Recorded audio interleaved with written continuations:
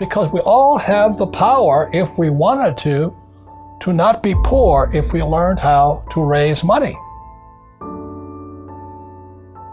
Most teachers want a paycheck, pension, and tenure. They want job security. So the mindset is different, and that's what they teach the kids. It was a long time ago when we first started Millennial Money. I made my usual wise-ass remark, only lazy people use their own money. And that's because I have spent much of my life raising capital. Today you have crowdfunding and all that stuff. But the reason I had to learn to raise money was because I had no money. And so if you read Rich Dad, Poor Dad, in there, my rich dad always said, never say, I can't afford it. And it was my rich dad and many of my teachers subsequent to that. They said, lazy people always say, I can't afford it. I don't have the money. That's why they're poor. They have a poor mindset. So instead of figuring out how to raise money, it's just really easy to be a loser. And I call it losers. It pisses them off. Because we all have the power, if we wanted to not be poor if we learned how to raise money. So I hear, and the reason I get upset, I still get hot with this. My poor dad, my PhD father, he always said to me, he says, I'd be a rich man if I didn't have you kids. And I said, well, Dad, it's not my fault you had kids. I just can't afford it because I have kids. And the more he said that, the angrier I got. So when I met my rich dad at age 9, he says, well, that's why your old man's poor, because he's lazy. He thinks his PhD is going to carry him. He says, everybody can say, I don't have money, I can't afford it. He says, that's why he's poor. He's lazy. But my father kept going back to school, Stanford, University of Chicago, Northwestern. He never learned any of this stuff.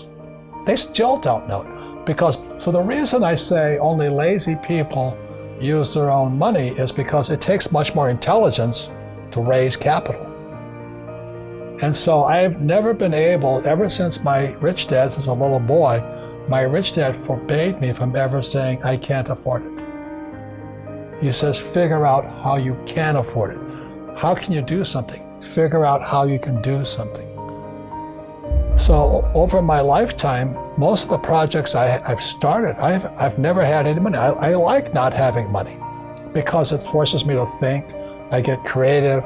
I have to educate myself. I have to talk to rich guys. Hey, how'd you do this? How'd you do that? How'd you do that? And what has happened to me, and I just turned 72, I've never needed money. Because if I need money, I figure out how to raise it. So today you guys have crowdfunding and all that. I don't know what that stuff is. But it's easy to say I can't afford it. All the poor people say I can't afford it. All the poor people say, well, it's tax the rich. All the poor people are saying, well, give me a free education, free food, free schooling, free manicures, free pedicures. There's laziness, my opinion. So, over my lifetime, I've raised hundreds of millions of dollars. And it's because I didn't have money as a young person that I learned how to raise capital.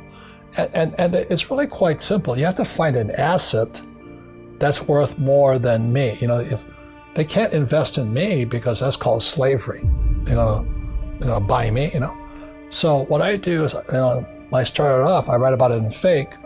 I started off looking for this one little piece of real estate. I found an excuse, this 1-bedroom, 1-bath condominium on the beach in Maui. And I found an excuse for people to give me the money. All I had to do is assure them I'd pay them back. So my first deal was an infinite return deal. I had no money in the deal because it was 100% debt. It was an $18,000 condo. You can't touch them for that much anymore. But the economy was bad. So I buy this $18,000 condo. Guy wanted 10% down. You don't need higher math. 10% of 18,000 is how much, sports fans? $1,800. I could have used my money. I had the money, but that would be too easy. Only lazy people use their own money. And that's what really pissed off a lot of people out there. You calling me lazy? I said, yes, I am. Because you're the same type of person who will say, I can't afford it. I can't do that. That's the problem. It's up here. It's the real estate between this ear and that ear. I can't do that. Most of my family say, well, I can't afford it. My father taught me to say that. My mother taught me to say that. My rich dad should never say that. Let me ask you this question. You work for the rich dad company. How much of my money is in this company? So the biggest mistake, so I was doing very well here. This was 1973. I started buying my first deal, and that was an $18,000 deal.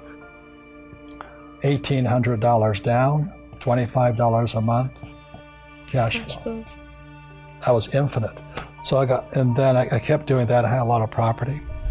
And then I decided I'd go here. So my first business was a nylon and Velcro surfer wallet business.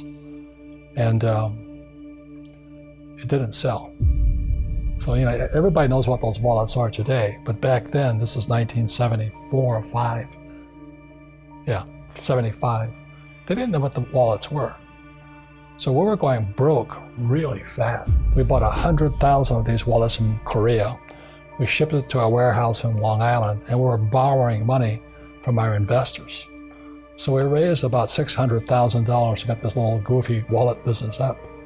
So we were in serious trouble. I owed my father about $200,000. My rich dad was laughing at me. We were going broke so quickly because we couldn't move the wallets, 100,000 of them. They were sitting in this bonded warehouse on Long Island, and nobody would buy them from us. So then, the good thing about stupidity, there it is, makes you smarter. So I started thinking. We started thinking. So what's wrong? And I said, what was happening in the world at that time? All the baby boomers were fat, so they had to start running. So jogging was coming online, and nobody jogged before because, so these guys are all jogging. And then we're reading the paper. We're sitting in Honolulu going broke fast. And we're reading the paper. This jogger went to Golden Gate Park in San Francisco and was jogging around the park. And what the jogger did was he had no place to put his car key. So what did they do? He puts it on the front tire of his car and goes for a jog around the park. So we're reading this newspaper. And voila, when he comes back to his car, the car wasn't there. So the guy says, they stole my car. And so the question was, on the headline of the newspaper article, what does a jogger do with their key? And so we sat there and said, oh my God, a problem. A problem. So with that, I designed the shoe pocket, and you can see this picture right here. It's Playboy magazine. She's a nice looking young model with nothing on but a shoe pocket. But anyway, so we were going broke so fast by then, but when that picture hit Playboy, suddenly we were geniuses. And everybody started throwing their money at us. And all these products, our wallets were selling, our shoe pockets were selling, investors were happy, and the sales went through the roof. So we were extremely successful. So we went from risk, stupid, smarter, successful. But the problem was, is how do we finance our inventory? Because the demand was worldwide, and we couldn't keep up with demand. So I borrowed another $100,000. And I went to my CPA, my CFO, Stanley. So I said, Stanley, will this $100,000 solve our inventory problem? He goes, yes, it will. So I gave Stanley the check, and he ran off with it. I had no signed documentation I turned it over to. He said I owed him the money. So that was one of my first, 6-figure, 7-figure mistakes. Well, number one is invest in what you love. I love business. I love real estate. I mean, I really love it. I own this building here. And I love gold and silver. So I invest in what I love. Most people say, do what you love, but I rather invest in what I love. But I love being an entrepreneur. I love investing. It's like Shark Tank to me. I'm always looking at new businesses, new deals. It's just a game like this. You know, when you look at the financial statement, that's like a scorecard. It's like your golf scorecard is your financial statement. But as you know, our schools teach us nothing about financial statements. But it goes back to the original question, why did I say only lazy people use their own money? Because lazy people always say, I can't afford it. You know, I can't do it. It's easy to say that. And that's why they're poor. It's harder to go raise $1 million than to say I can't afford it.